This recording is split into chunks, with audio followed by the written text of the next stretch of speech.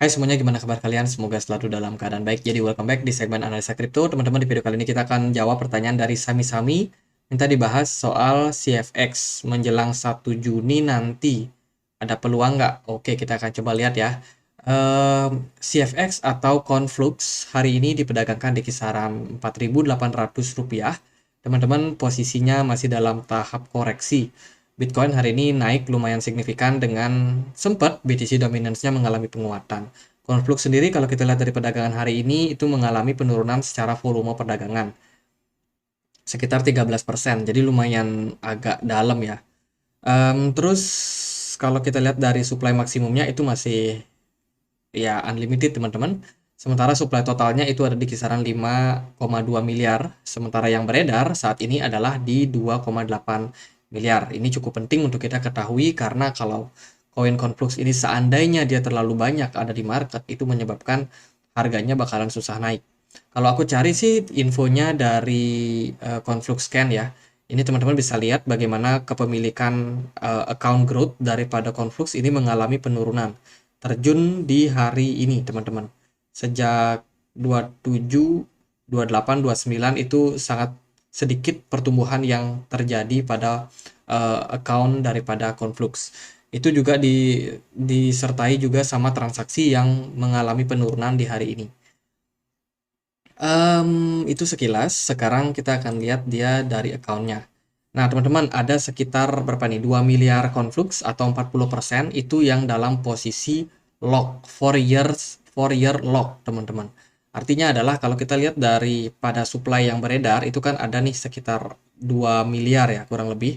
2 miliar ini ada yang kekunci, teman-teman. Sementara yang beredar sekarang cuma sekitaran ya hampir 3 miliar lah. 3 miliar something. Jadi bisa dibilang udah bagus ya. Dari segi supply itu banyak yang di lock, artinya adalah harusnya sih dengan 60% supply yang beredar ini akan lebih mudah untuk digerakkan untuk market cap-nya, untuk pergerakannya, teman-teman. Tapi nanti kita akan lihat lagi seperti apa. Terus yang teman-teman harus tahu, Conflux ini juga didominasi oleh dua kepemilikan besar. Ini ada yang ini, kita nggak tahu ini siapa orangnya. Ini juga yang ada nomor 3 teman-teman. Itu masing-masing 13% dan juga 10%. Ini punya dominasi yang cukup lah bisa dibilang terhadap pergerakan dari Conflux. Sisanya ya lumayan 7%, 4%, 3%. Ini aku agak gini sih sama zero address ini. Kalau kita lihat dari bentukan addressnya, mungkin ini ada indikasi bahwa koin sudah di burn, ataupun ternyata ini bukan koin burn, atau mungkin ini memang kepemilikan pribadi yang dikasih nama zero address. Jadi ini masih tanda tanya sih sebenarnya siapa yang punya, apakah ini koin burn atau bukan. Ya itu sih kalau kita lihat dari segi diversifikasi ya daripada koin ini di beberapa wallet ini, saya rasa Conflux masih cukup oke lah buat sekarang.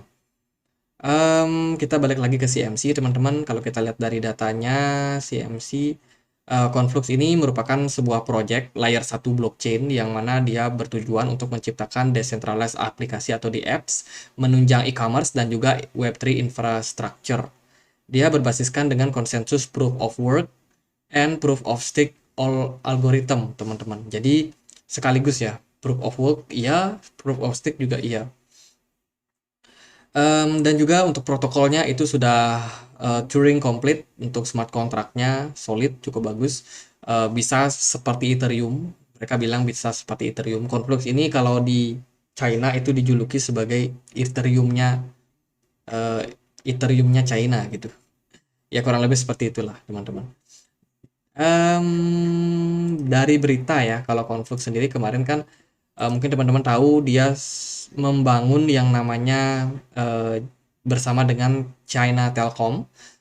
China Telecom dia bikin yang namanya SIM card yang dikasih nama BSIM atau Bit Blockchain SIM, teman-teman. Jadi bayangin kartu SIM yang teman-teman pakai di operator itu, kartu yang bisa diisi pulsa itu ya, sekarang connect sama Bitcoin sama blockchain, dan juga bisa dipakai untuk menunjang yang namanya infrastruktur terutama soal Web3-nya. Ini saya sendiri sih belum pernah coba jadi belum tahu seperti apa kelebihannya ya. Cuman ini merupakan project yang kemarin bikin harga Conflux itu ngepam kalau secara teknikal. Jadi rally yang terjadi pada Conflux waktu itu adalah sekitar 2000%, teman-teman. Jadi sangat-sangat luar biasa. Nah, nanti di tanggal 1 Juni seperti yang Sami-Sami bilang tadi, 1 Juni ada potensi naik nggak? Kalau kita lihat sih dari eventnya 1 Juni ini bakalan ada Hong Kong Securities Regulator Accept License Application for Crypto Exchange starting June 1 ya. Jadi bisa dibilang ini berita yang sangat bagus di mana SFC ini merupakan sebuah regulator daripada Hong Kong yang sekarang sudah mengizinkan untuk perusahaan-perusahaan exchange untuk join ke Hong Kong nih sebagai spotnya kripto, jantungnya kripto saat ini. Jadi mereka cukup ramah terhadap perusahaan-perusahaan exchange. Silakan yang mau cari license, yang mau cari lisensi di sana, itu mereka terbuka teman-teman. Makanya sekarang banyak yang berbondong-bondong masuk dan juga mencari regulasi di Hong Kong sendiri. Jadi Hong Kong salah satu negara maju ya, kota maju lah di China teman-teman, yang memang dispesialisasikan untuk Bitcoin ini. Jadi ini merupakan adopsi yang cukup bagus. Apakah ada potensi buat naik? Ya mungkin aja, teman-teman. Sementara sih belum ada pergerakan ya. Hari ini padahal tanggal 29 Mei, harusnya 3 hari ke depan. Jadi Conflux ini memang sangat dekat sama yang namanya blockchain Cina, karena memang dia basisnya ya di China, di Hong Kong, teman-teman. Jadi ini beberapa kelebihan daripada produk yang dimiliki oleh Conflux. Yang pertama adalah high throughput, kemudian ada secure, keamanan ya. Scalabilitas bisa di scale, terus mereka juga ada fitur stakingnya teman-teman di beberapa platform DeFi. Kalau kita lihat dari Twitter juga mereka banyak sekali kerjasama dan juga listing ya. Ini mereka kerjasama sama KuCoin. Ini mereka baru meluncurkan bekerja sama lah bisa dibilang Conflux eSpace NFT teman-teman. Ini ada produk-produknya. Terus ini juga dia baru support Suquest, ini sebuah layanan DEX ya. Kemudian ini juga dia juga baru listing di mana ini? Tax on. Ya banyak lah kegiatan-kegiatan dari Conflux yang menurut saya sih kebanyakan mereka support layanan-layanan DeFi dalam beberapa waktu terakhir. Nah, ini dia baru bisa diperdagangkan di mana nih? SWFT All Chain Bridge. Oke. Jadi itu sih kalau news yang bener-bener wow banget menurut saya belum ada ya buat Conflux sekarang ini. Tapi kita lihatlah seperti apa proyek-proyek yang akan mereka bangun terutama soal infrastruktur ini. Menurut saya sih ini menarik kalau secara fundamental, teman-teman. Lalu gimana untuk teknikalnya? Nah, teknikal aku mau ajak teman-teman untuk cek dulu dia di time frame weekly. Kenapa? Karena sangat-sangat penting buat kita sekarang. Conflux dari awal peluncurannya di tanggal 21 April, teman-teman, sayang banget dia meluncur di bear market. Baru awal bear market udah listing, ya harganya langsung di bawah drop ya teman-teman, turun sampai level bottomnya di kisaran 0,02 dolar. Kemudian dapat momentum yang sangat bagus karena berita daripada dia akan join sama perusahaan China Telkom bikin SIM card. Itu harganya naik 200% dan sekarang lagi tahap konsolidasi. Yang mau aku concernkan adalah posisi MACD. Indikator MACD menunjukkan telah terjadi dead cross. Ini adalah sebuah sinyal bearish sebenarnya. Ditunjang juga sama histobar yang udah mulai merah. Jadi kalau dari time frame weekly, teman-teman harus waspadai ya sama yang namanya koreksi lanjutan terhadap Conflux. Menurut saya sih peluang itu ada. Bahkan ketika Bitcoin naik pun Conflux kemungkinan akan berhadapan sama selling pressure juga. Itu masih ada kemungkinan seperti itu. Kalau kita cek dia di time frame daily, teman-teman, posisinya kurang lebih menurut saya cukup sama juga ya. Conflux sementara bergerak dalam posisi sideways. Ya ini merupakan salah satu bentuk adaptasi sepertinya terhadap market, karena kalau Conflux dijual terus-menerus ini masih sangat-sangat berbahaya. Yang saya lihat sih sekarang MACD udah mulai bagus ya, hijau, teman-teman. Cuman ini masih masih meragukan kalau bagi saya. Volume smart money-nya juga masih ada di market tapi agak kecil. Di sini kita menjadi concern bahwa mungkin jangka pendek Conflux untuk momentum ngepam lagi itu masih belum ada. Ekspektasinya sih semoga dia nggak koreksi dalam. Semoga ya kalaupun dia harus koreksi ya nggak akan jauh-jauh lah dari kisaran 0,2 dolar. Karena menurut saya area tersebut adalah area yang cukup ideal untuk kita perhatikan. Kalau dia turun sampai agak dalam itu kayaknya bikin investor mungkin akan panik ya. Em, Ya, kalau dari daily, saya sendiri masih membuka peluang kalau Conflux ini masih sangat-sangat bisa untuk koreksi. teman-teman. Jadi harus hati-hati, karena bisa saja Conflux yang kemarin ketika ngepump dia nggak ngikutin Bitcoin, sekarang bisa jadi turun dia nggak ngikutin Bitcoin. Mungkin Bitcoinnya naik, Conflux mungkin bisa berlawanan. Nah itu kita harus waspadai sih buat sekarang ini.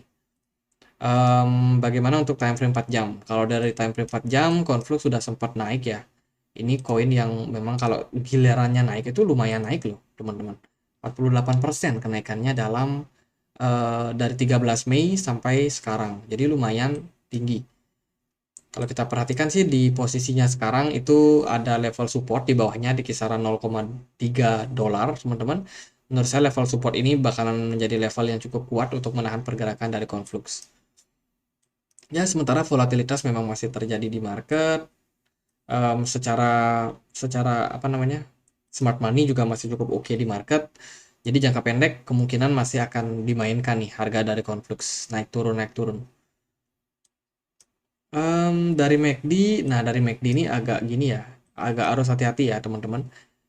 Di sini sih kelihatan dia bikin yang namanya divergence semua ya, bearish divergence. Ini merupakan pola yang mengindikasikan bahwa buyers itu udah mulai melemah dalam jangka waktu, mungkin jangka waktu pendek lah. Buyer udah mulai melemah pada Conflux dan teman-teman harus mewaspadai juga pola-pola yang terbentuk pada Conflux ini. Kalau kita tarik di sini garis satu, di sini juga kita bisa tarik garis 2. Ini mungkin ada indikasi bentuk falling wedge pattern dan saat ini dia sudah terkonfirmasi breakdown. Hanya saja sempat di bawah naik dulu. Ini bisa menjadi sebuah indikasi kalau Conflux gagal mempertahankan level 0,3 dolar, bisa aja harganya kembali terkoreksi sampai 0,25. Itu yang kita harus waspadai buat sekarang. Menurut saya sih market masih cukup anomali. Bitcoin sendiri juga sempat ngepump tapi sekarang udah mulai koreksi, tapi potensinya menurut saya masih sangat bagus ya karena Bitcoin sendiri masih cukup bisa mempertahankan area supportnya. Jadi kemungkinan buat naik Bitcoin itu masih terbuka. Nah pertanyaannya adalah apakah Conflux akan ikutan naik atau enggak, apalagi dia udah mau ada event juga ya di tanggal 1 Juni nanti. Oke, gitu aja pembahasan dari Conflux, semoga bisa bermanfaat teman-teman. Apakah ada kemungkinan buat naik? Ya ada kemungkinannya. Tapi secara teknikal di per video ini aku buat itu belum menunjukkan tanda-tanda serupa. Dan ya itu teman-teman. Jadi kalau misalkan dia naik ya oke bagus. Mungkin ada teman-teman yang udah beli. Kalau dia nggak naik juga ya bisa jadi juga teman-teman. Gitu aja. Semoga videonya bisa bermanfaat. Dan akhir kata saya Andre. Makasih.